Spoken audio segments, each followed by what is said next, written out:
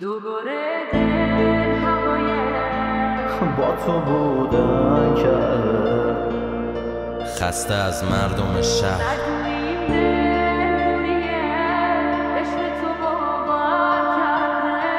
خسته از الکل شهر. دوباره دل هوای با تو بودن کرده، نگو این دل دوریه عشق تو باور کرده. دل من خسته از این دست به دعا برده، همه آرزوهام با رفتن تو مردن. هنوزم مثل قدیم سگ چشات پاچه میگیره، معتاد عطر لعنتیت هم گردنت کاسب و دیله. لبا تیر خلاصه برام، شقیقم عاشق اینه. کی میتونه مثل من از همه چیت واژه بچینه؟ هر موقع عصبی میشدم میدادنم خنده هات نجات، شعر میساختم رو نوتا از زخمات و نگات. چی شد یهو افتادی از پرتگاه چشام،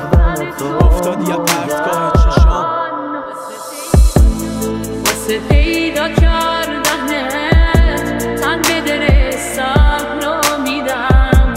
آخه تو رنگ چشات هیبت دنیا رو دیدم، توی احساسمون تو تک ستاره منی.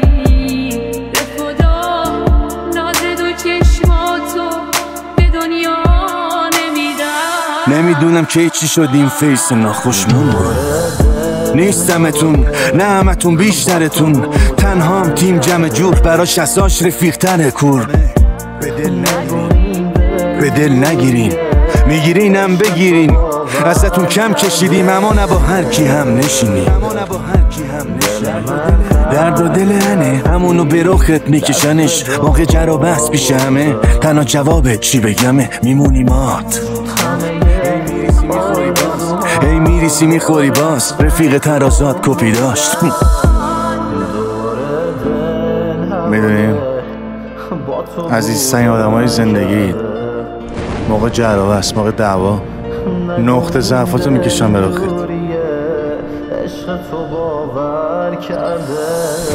غیر اینه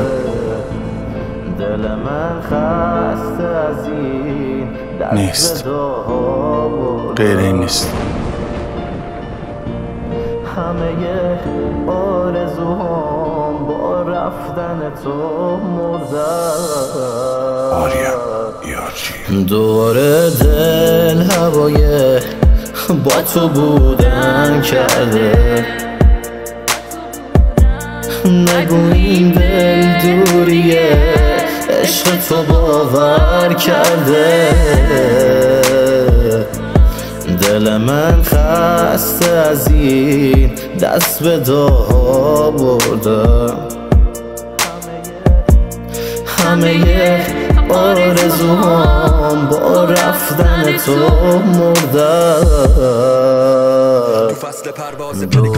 تو فصل پرواز پلیکان ها بعد دامنه ها سرمای خاکی بادم جا، پوستو میترکون با وزشاش. ساحل خواب رو دامن خاک بیدار شد در لحظه، نگاه میکرد به آسمون غرق پرواز. من زل زده بودم به شکار، به یه قاب کدر بداه مثل ادامه شعر.